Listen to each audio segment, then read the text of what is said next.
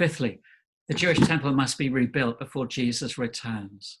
Prophecy watchers like to quote from Daniel 9 and Matthew 24 to suggest that a future temple must be built and desecrated by the Antichrist before Jesus can return to set up his kingdom.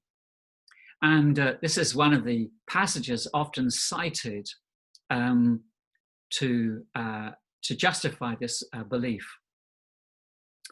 Daniel 9 says, the people of the ruler will come, will destroy the city and sanctuary. The end will come like a flood. War will continue until the end, and desolations have been decreed. He will confirm a covenant with many for 1 7. In the middle of the 7, he will put an end to sacrifice and offering.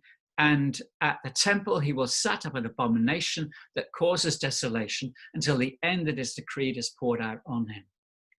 Now, where on earth in this passage is there the idea that the temple has to be rebuilt? The temple was destroyed in AD 70. Where in this passage does it suggest that it has to be rebuilt? Well, what our friends do to justify this belief is that they split the passage in two and they add a 2,000-year parenthesis.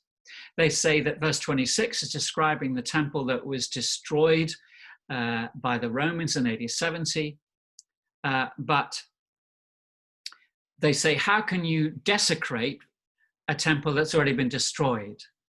Answer, you need a new temple.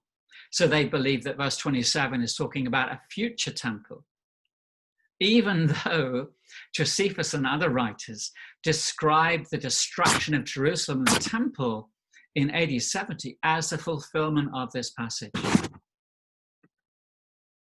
No, in the New Testament, we find the temple is under construction.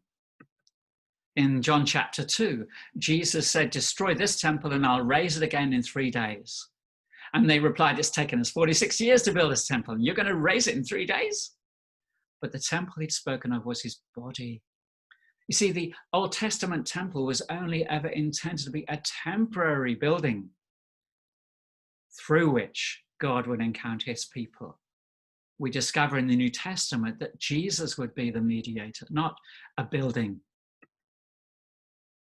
Indeed, the epistles look back to the coming of Jesus, his death and his resurrection, and explain that the church, the people, have become the temple.